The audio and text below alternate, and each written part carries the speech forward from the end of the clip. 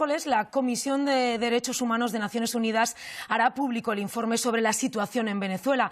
Parte de ese informe ya ha visto la luz y acusa al gobierno del presidente Nicolás Maduro de crímenes de lesa humanidad. Tenemos en este momento comunicación vía Skype con Caracas. Desde allí nos atiende el presidente encargado de Venezuela y de la Asamblea Nacional Venezolana, Juan Guaidó. Muy buenas tardes. Buenos días en Venezuela. Buen día, gracias por la invitación, saludos a todos. Gracias a usted por estar aquí en directo en el canal 24 Horas. Señor Guaidó, ¿marcan las conclusiones de ese informe un antes y un después en la situación del país? Mira, sin duda, refleja la voz de miles de venezolanos que han sido torturados, perseguidos, censurados, han perseguido a sus familias, los han desterrado de alguna manera. Señala directamente y tiene responsables muy claros este informe de más de 400 páginas, elaborado por una comisión independiente de la Organización de Naciones Unidas, a principalmente Nicolás Maduro, pero también la línea de mando que ha perpetrado crímenes en contra de la humanidad. Eso nos obliga como sociedad, nos obliga también como sociedad global, porque no están señalando a un régimen anterior, a uno actual. Mientras estamos hablando, en este momento hay torturas en centros de reclusión, hay persecución en Venezuela y ha sido la lucha constante de los venezolanos por recuperar nuestra democracia y nuestra libertad. Ese informe, como usted decía, responsabiliza a Nicolás Maduro, también a su número 2, Diosdado Cabello, como los últimos eslabones en la cadena de mando, pero acusa también directamente a la Policía Judicial y la unidad de las Fuerzas Especiales de la Policía Bolivariana de la mayor parte de esas violaciones de derechos humanos. Usted se ha dirigido a ellos directamente. ¿Por qué esas fuerzas y la cúpula militar siguen sosteniendo a Nicolás Maduro? Exactamente como hace referencia, dice que el FAES, la Fuerza de Acciones Especiales, ha asesinado de manera extrajudicial a más de 18.000, como también recoge, por cierto, una ONG llamada Human Rights Watch. Hoy la dependencia directa del régimen hace una especie, de seguimiento por parte de estos organismos, pero también la persecución, también la tortura. La peor parte de este informe lo llevan los militares. Hay inteligencia y contrainteligencia para perseguir a no solamente el Ejército, la Guardia Nacional, pero también el FAES. Hoy, debo decirlo, por cierto, más allá del alto mando, un capitán de la Guardia Nacional, por ejemplo, gana menos de $10 al mes. Yo te puedo garantizar que más allá de esa cúpula, el 80% de la Fuerza Armada también, como yo, como los venezolanos, como el 90% de los venezolanos, quiere un cambio en este momento. En varias ocasiones, la última, por ejemplo, tras los sucesos del puente de Altamira, ustedes han contado con el apoyo de los militares, pero ¿qué ha fallado en el último momento?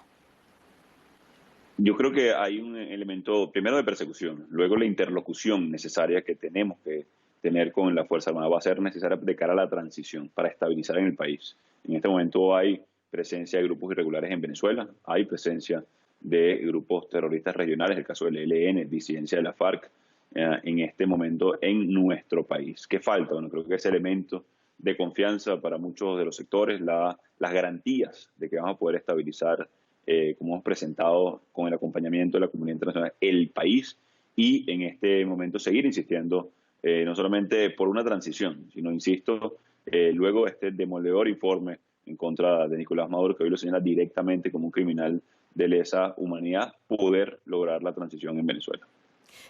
Sobre este informe, ¿qué acciones concretas va a tomar la oposición para que ese documento, que ese informe tenga efectos prácticos?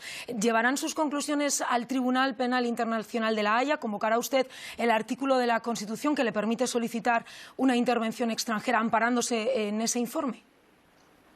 Como tú sabes, desde el 2018 hay una denuncia sobre Nicolás Maduro en la Corte Penal Internacional. Esto viene a engrosar ese archivo, ya está en fase preliminar en esa instancia de jurisdicción internacional. Nosotros vamos a insistir por esa vía, pero también en la justicia universal, pero también en que cada país pueda hacer lo propio para hacer seguimiento de nuevo en este momento que atraviesa Latinoamérica, pero también el mundo, una sociedad globalizada, cómo nos impacta las acciones de todos. Es importante no permitir tal atrocidad en pleno siglo XXI. Insisto, esto no fue un régimen anterior, esto está pasando en este momento en Venezuela y nos obliga a tomar acción, por supuesto como venezolanos, resistiendo, avanzando, haciendo propuestas de movilización en Venezuela, una consulta que estamos planteando al pueblo de Venezuela, pero también a la comunidad internacional. Con respecto a las opciones de fuerza, mira, hay que evaluar responsablemente, dado la crisis y la necesidad de proteger al pueblo de Venezuela oportunamente. Una semana antes, señor Guaidó, de conocerse ese informe, el Gobierno indultó a más de 100 personas, entre ellas algunos de sus colaboradores y decenas de presos políticos. ¿Por qué el indulto y por qué precisamente en ese momento? ¿Cómo se gestionaron esas excarcelaciones realmente? Se lo pregunto, señor Guaidó, por la atribución que hizo de ese gesto el también opositor Enrique Capriles. Mira, el régimen de Maduro trata de impulsar un fraude para el próximo 6 de diciembre. La lucha del pueblo de Venezuela es por precisamente tener condiciones para lograr que el voto sea un instrumento de cambio en Venezuela, no un paredón de fusilamiento como hoy lo pretende el régimen.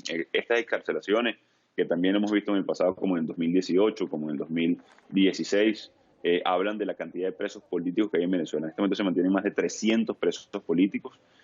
Maduro trató de darle un viso de condiciones mínimas para que, por ejemplo, se participara en ese proceso de diciembre, pero hoy no hay condiciones. Enrique trató de gestionar parte de esto, pero él mismo ha dicho que el régimen no otorga condiciones para un proceso electoral. La lucha que hemos llevado durante años en Venezuela es precisamente para que los venezolanos podamos decidir para una elección libre, presidencial y parlamentaria en Venezuela, y en este momento no están las condiciones.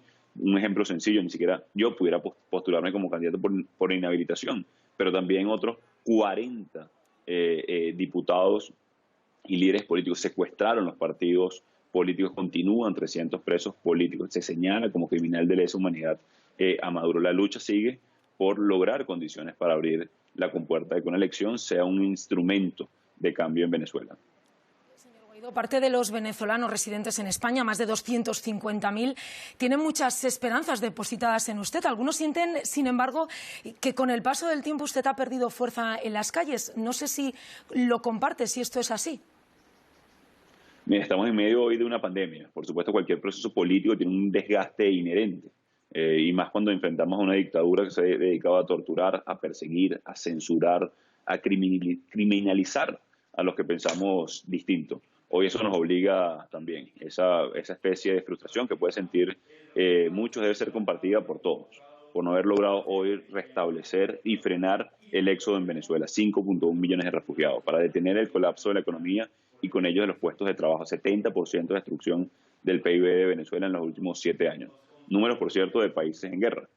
Solamente en países en guerra se ven este tipo de características. Eso es lo que pasa hoy en Venezuela. Destruyeron el Estado de Derecho, destruyeron la producción del campo, pero también la producción petrolera. Hoy estamos produciendo el 10% de lo que producíamos hace casi o más de 10 años en Venezuela. Pero también no hay agua en los hospitales. 53% de los hospitales no tienen agua en este momento por tubería. 30% de la tasa de mortalidad producto del COVID es del sector salud. Hay razones para sentirse de cierta manera frustración por la crisis que atraviesa hoy Venezuela, como ha impactado en Latinoamérica, esta cantidad de refugiados que ha recibido Colombia, Ecuador, Perú, producto de la dictadura de Maduro. Pero no se puede confundir con costumbre, no se puede confundir con rendición. Estamos y seguimos adelante en el camino por recuperar la democracia en Venezuela en este momento.